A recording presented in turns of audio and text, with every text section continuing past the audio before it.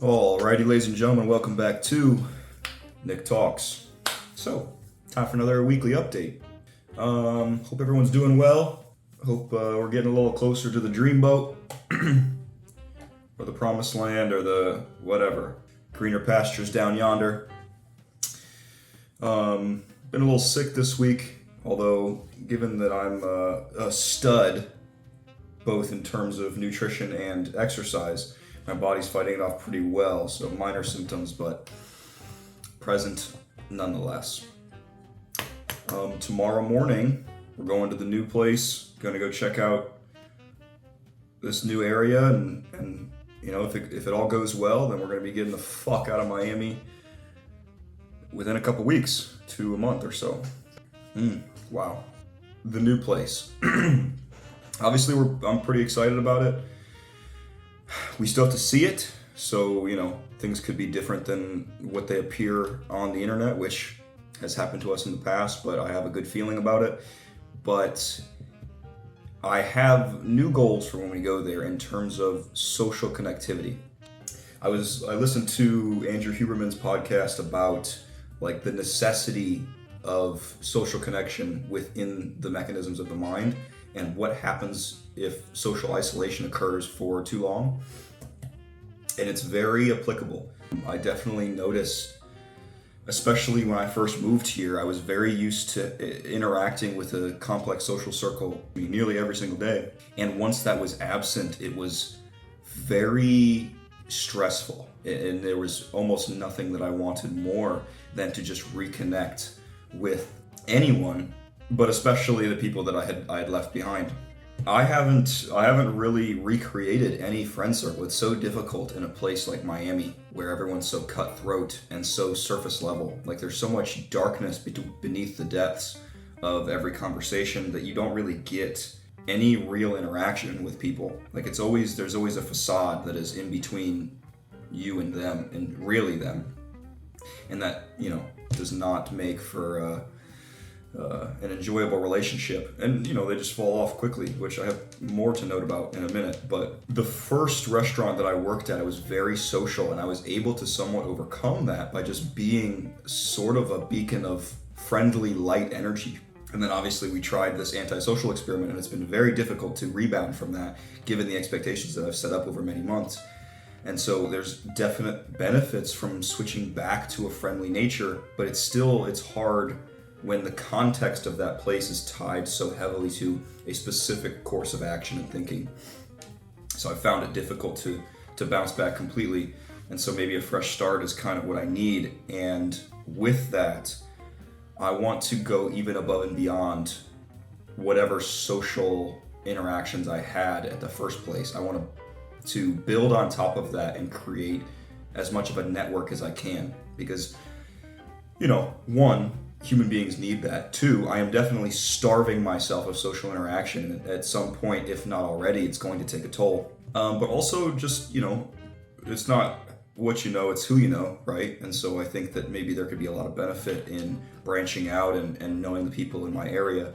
And especially if I ever plan on moving on, which I do, then having hubs within different states and different cities and different areas of people that I know very well and I'm very well connected to would be nothing but beneficial, I would say.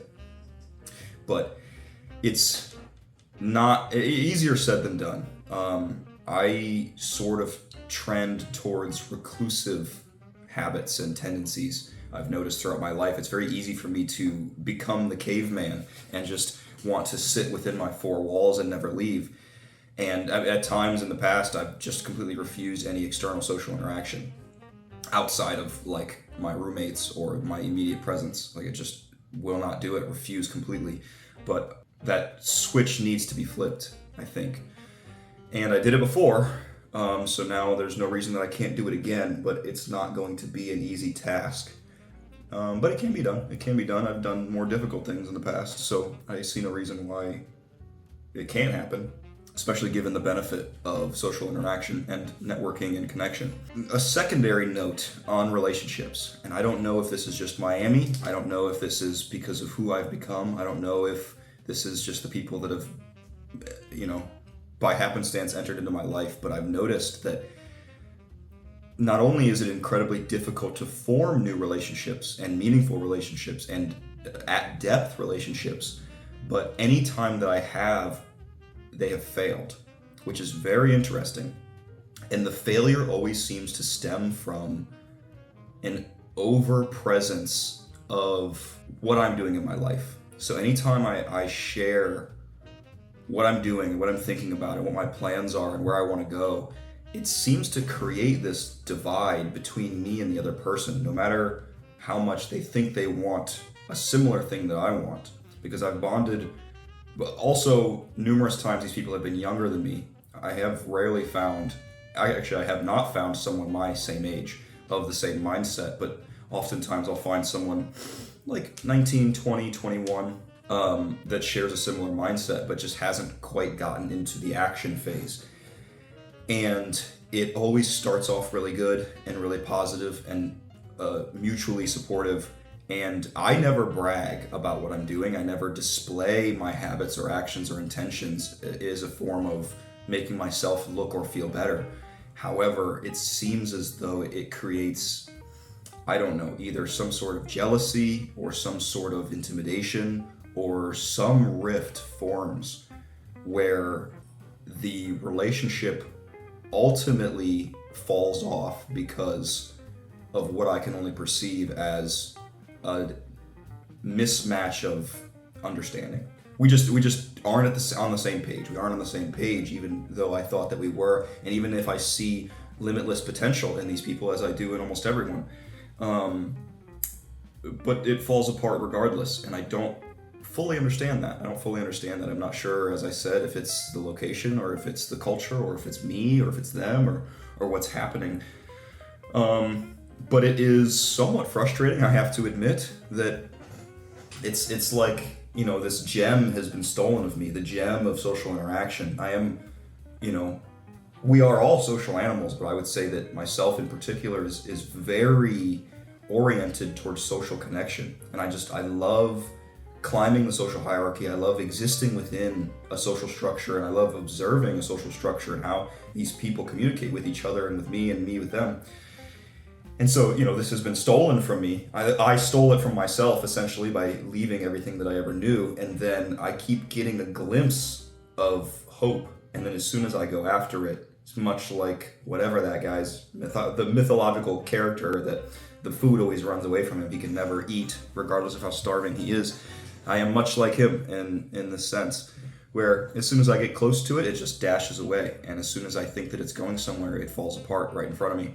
It doesn't fall to the point of negative interactions. It doesn't fail to the point of hatred or disdain or disgust or anything like that. But it falls below what it once was and reduces a friendship to an acquaintanceship, which, in my opinion, might as well exist not at all, right? Because it's so gone with the wind, it's so fleeting, it's so shallow. And we'll see if this new method that I hope to employ, given that everything works out as I hope and think it will, we'll see what happens. And we'll see, hopefully in time, a new perspective will be gained and I'll be able to understand what the hell is going wrong. And, make necessary changes if need be. I have no problem. If I am causing issue, or if my method of communication is causing issue, then I have no issue, or I have no problem with making changes. But that also steers me more towards a desire to interact with people who are doing the same things as I am, because I am in no means far on the journey of creating success. Like, I am just laying the foundation as of now. I'm not doing anything that's so crazy. I haven't created massive wealth. I haven't obtained tons of material possessions. I haven't, gone amazing places. Like, I'm just doing the groundwork right now, that laying down the basis of what will soon blossom in. I'm sowing the seeds right now. It has never been a time to reap. And yet just the action of sowing so intentionally seems to be causing problems. And so I think that maybe the issue could just be that I'm not interacting with people that are really of the same mindset. And although when I was 19 years old or 18 or really any time in my past, obviously everyone wants to be rich. Everyone sees Wolf of Wall Street and it's like, fuck, man, I want that, right? But there's a difference between the desire of that and taking daily actions to obtain that. It is very different. And a lot of times there is a struggle within that process that can deter a somewhat ambitious person to go from trying to do something to back to doing nothing, just because it's difficult. It's not an easy thing to continuously plant seeds and not see the rewards for months to even years away. But to hold on to that vision and continue paving the path is very important. Hopefully in the future I'll be able to interact with more people like that, but not the case yet. And maybe in creating different types of relationships with different types of people, I will bridge that gap, sort of. And maybe also I'll try and create a buffer between my outward persona and all of the things that I'm doing, so that it's not so upfront, because it might be off-putting for me to immediately communicate, like, oh, like, what are you into? And they're like, oh, like, I party. And then they say, what are you into? And then I say, oh, well, I go to the gym 7 days a week. I study 2 days a week at depth. I listen to active scientific podcasts. I take notes on everything that I learn. I constantly am working on this business venture that I hope that will lead me to a conglomeration of multiple companies that eventually I plan on changing the world and creating immense wealth, and then transferring that wealth to as many people as possible and changing lives for the rest of my life. That might be a bit much for a starter conversation, and even within a few months of a friendship, like, there's just not the ground is not ready for that kind of thing, I don't believe. And so maybe I should just hold it in and be like, yeah, like, I do some stuff, and it is what it is, right? But we'll close that one out. Something else that I have recently realized, or maybe remembered, is I've been watching Tested a lot. I've been watching Adam Savage's One Day Builds and Inside Adam's Cave. And if you haven't checked that out, it's awesome. And it has maybe not rekindled, but reminded me of the passion I once had for making things with my hands. And, when I was going all through high school and even after high school, I always had a workbench, and I'd always be messing with stuff on there. And like when I was a kid, I would always be painting toys and weathering things and making, creating a story within the paint job of some sort of thing, so that it would just have so much more life than when I would just purchase it from the store. And then it would also be my own. And then the process of creating that thing is so meditational and transformative for the piece and for myself. Just being able to put my vision into an object and create it into something more than it was. This transmutational process that is very enlightening, I've always found, and I haven't been able to do that. Part of that is monetary reasons, part of it is I'm focusing on other things, but I'd like to get back there. And I would say that the thoughts that come to me while I'm doing those things would make for good commentary, and I think that good content can come from me doing that, and I don't know how to get back to that, but because, like, I don't want to just fucking start making helicopter models in my room like an 18-year-old boy. I'm sure that it's fun, but I feel like it could be more than that. Like, I've always liked more like recreating props from movies and I'm not really big into toys. I don't like just buying stuff that's gonna sit on a shelf, but if I could make like wall pieces, that would be pretty fun. And I think that given a healthy budget, I would be able to accomplish that. But it's just so great to watch, especially someone as talented as Adam Savage is in terms of making. Like, he really just has so much knowledge on how to create. And I remember what it's like to be in that state. And when you watch someone in there and they're just buzzing around and you see their brain moving and they're bouncing from thing to thing, and then they think, and then, oh, I can do this, and the ideas are just popping in, like that flow state that happens from just creating something tangible. Because, doing this, I'm creating something that I won't be able to see if it's really worthwhile or if it's really working until things pick up. And that could be months to years to decades for all I know, right? You have no idea, right? But creating something that I can pick up and hold and interact with and mess around with in my hands and see it on the wall and stuff like that. Like, I've got this lightsaber up here that I made when I was, I don't know, probably 17, and it's just made out of steel pipe and some wire and some copper conduit and, you know, some JB Weld and a little couple Greeblies on there. But that was so much fun. It was so much fun, and I've never been able to leave it behind because it's just, it carries so many memories of like such a great time. So I'd like to get back to that, but also I don't want to just create a bunch of bullshit and stock my closet with stuff to collect dust. Like, I'd like to make stuff that I really am passionate about, but that may be easier said than done. But that's what I've been thinking about. That is what I have been thinking about. So I think we've been talking about signing like a 7-monther on this next place, given, again, this is all predicated on the fact that this place works out and it is what we hope it is, but ain't no way that it's worse than this motherfucker, right? So if it all goes well, I think we're gonna, instead of signing a shorty and trying to hop into a house immediately, signing, you know, a full year and then just saving cash and then living our lives. And I think in doing so, then I can more accurately budget for side projects, because that makes the journey so much more worthwhile and enjoyable.